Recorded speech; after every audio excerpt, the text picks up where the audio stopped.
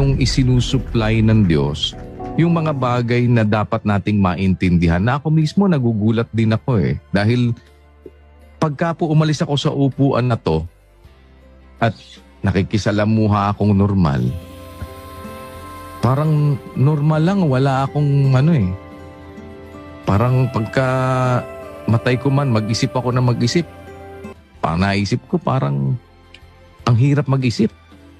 Pero kapag halimbawa yung nasa harap na ako ng kapatid na kailangang magturo, kailangang magbigay noong mga bagay na ibinibigay ng Diyos, merong isinusupply siya na paraan kung papaanong maiintindihan natin, kasama po ako.